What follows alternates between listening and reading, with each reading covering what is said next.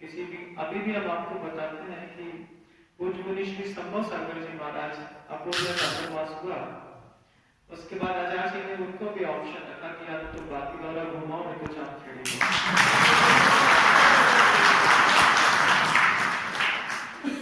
कई बातें लीक नहीं करी जाती हम कर देते हैं क्योंकि आप आगे हैं। तो ऐसा क्या है, आप कभी अंतर मन को खुद भी टटोलिएगा, ऐसा क्या है? क्या आप लोगों के अंदर जो आचार्य की पवित्रता है, क्या वो बुंदेलखंड में नहीं है? क्या आप जिस स्तर का दान देते हैं उस स्तर का दान क्या दूसरे लोग नहीं देते? देते हैं, आपसे बहुत ज्यादा भी देते हैं। क्या आप लोग पड़गाहन करने की विधि और बुंदेलखंड में पड़गाहन करने की अलग अलग है? एक ही है? बहुत तेज कर रहे हैं, इसको थोड़ा और धीमा करेंगे, है ना? सब कुछ तो है, और कहीं कहीं तो आप 19 से दिखाई देते हैं दूसरों की शक्ति प्रदर्शन के सामने भी। उसके बाद भी ऐसा क्या है कि बागी दौरा गुरुदेव के यहां बसा हुआ है, ऐसा। तो श्रावक है, श्रावक के आगम ग्रंथों में निश्चित कर्तव्य बताएं। एक बार स्विच ऑफ करना पड़ता है, फिर बार बार परेशानी नहीं होती। हाँ, तो आगम ग्रंथों में दो मार्ग तो है, एक गृहस्थ का है, एक सकल चारित्र है, एक विकल चारित्र है। विकल चारित्र में गृहस्थ वे लोग जो संसार को नहीं छोड़ करके भी जिनकी दृष्टि मोक्ष की ओर रहती है। ऐसे भी कुछ भक्त होते हैं कि जिनके कर्मोदय वशात संसार तो नहीं छूटता, लेकिन उन्हें संसार अच्छा भी नहीं लगता, और दृष्टि रहते यहां है और देखते वहां है। ऐसे चारित्र के धारी या ऐसे विचारधाराओं वाले लोगों को आचार्य समंत्रबद्ध स्वामी ने विकल चारित्र का धारी कहा। उसके पास थोड़े थोड़े अनुव्रत हैं, थोड़ा झूठ थोड़ा कम बोलता है, चोरी थोड़ी कम करता है, हिंसा थोड़ी कम करता है, थोड़ा थोड़ा करता है, थोड़ा थोड़ा नहीं करता है, लेकिन उसमें भी योग्य करता है, अयोग्य नहीं करता।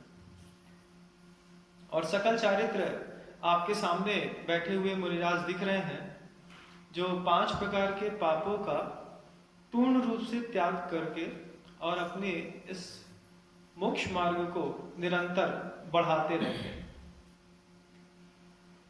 फिर वही बात उठती है कि विकल चारित्र वाले के प्रति सकल चारित्र वाले का इतना आकर्षण क्यों? और उसमें भी वो जो सकल चारित्र को धारण करने वाले मुनिराज हैं, उन मुनिराजों के कुलाधिपति का आकर्षण आपके गांव की तरफ ज्यादा क्यों है? ऐसा कभी आपने अपने मस्तिष्क में सोचा? कभी मंदिर जाकर के कभी पूछा भगवान की आचार्य विद्यासागर जी महाराज की हमने जिस भक्ति से पूजा नहीं करी है, उससे भी ज्यादा उनकी कृपा हमारे गांव में क्यों बरसती है? कभी पूछा मंदिर जाकर? क्या तुम्हें लगता है तुम गुरु की उतनी भक्ति करते हो जितनी गुरु की करनी चाहिए? कितनी करते हो बताओ?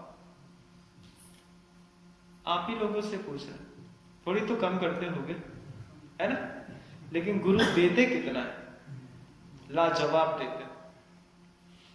किसी चीज की कमी नहीं है बुंदेलखंड में, महाराष्ट्र में भी नहीं है, लेकिन कृपा सबसे ज्यादा इसी गांव पे होती है। इसके पीछे मुझे एक कहानी याद आती है। एक गांव के बाहर जंगल में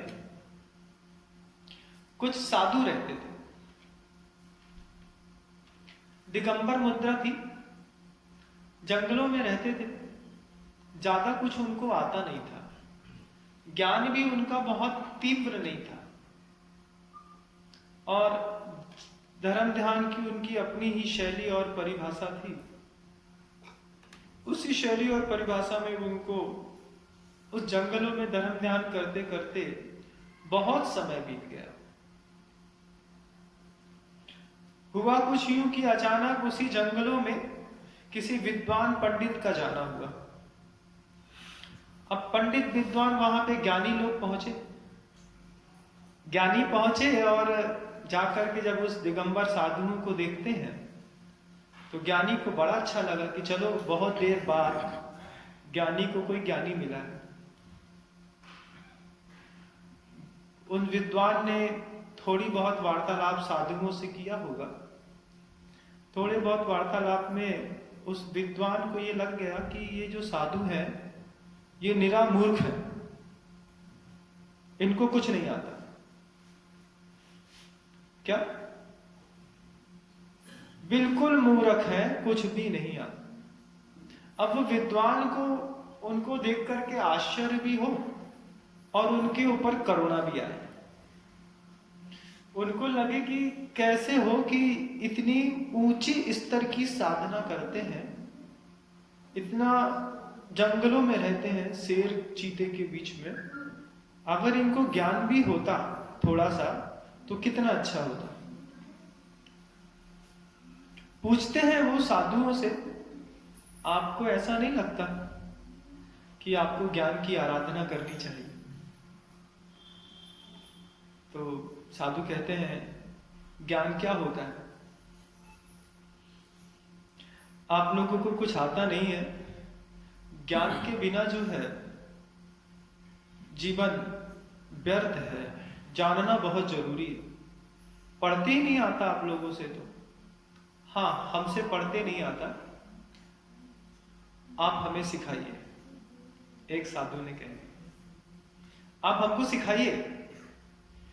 तो उनको भी लगता है कि कितने विनम्र होकर के, all great man down to the earth, जितने भी ऊंचे लोग होते हैं वो हमेशा झुके हुए और विनम्र होते हैं। तो वो बहुत साधु कहते हैं कि आप सिखाइए, हम सीख जाएंगे, आप भी यहीं रहिए। वो विद्वान, थोड़ा सा वार्तालाप जो होता है वो धारा को बाधित करता है।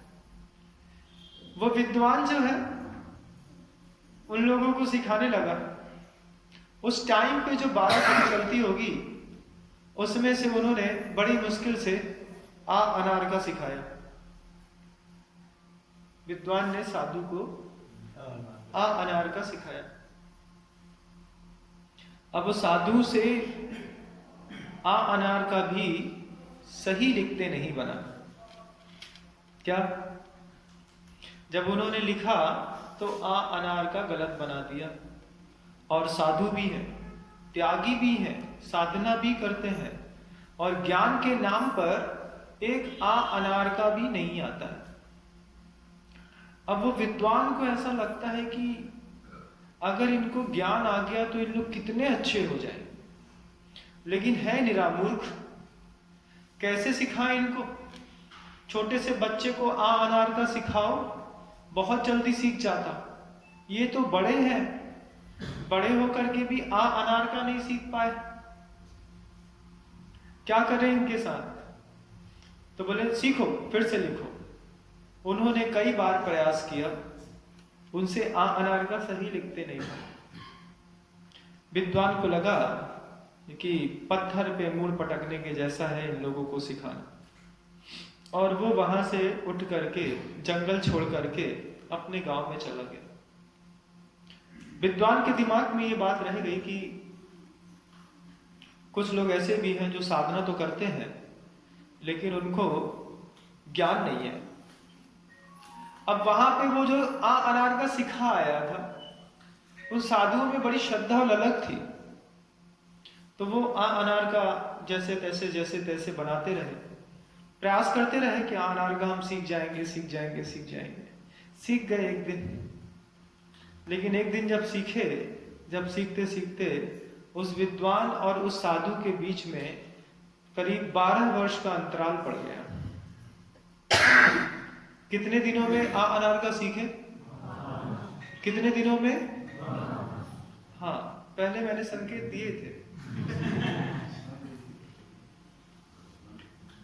हंसी करने से आदमी धीरे धीरे हंसिया बन जाता है। क्या बन जाता है? मुख माटीकार ने कहा है, अरे ओ हंसिए, हंस हंस करके हंसी की कीमत खत्म मत कर। कई जगह गंभीरता होनी ही चाहिए, नहीं तो उपयोग बदलने के कारण आपके कर्म के उदय भी बदल जाते हैं।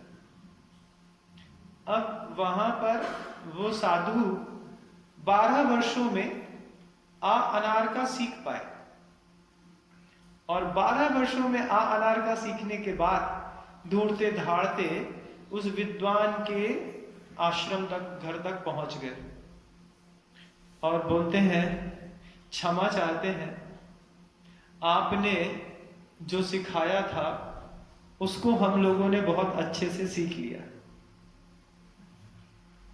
विद्वान सोचता है कहां से आए? बोले आप आए थे हमारे जंगलों में,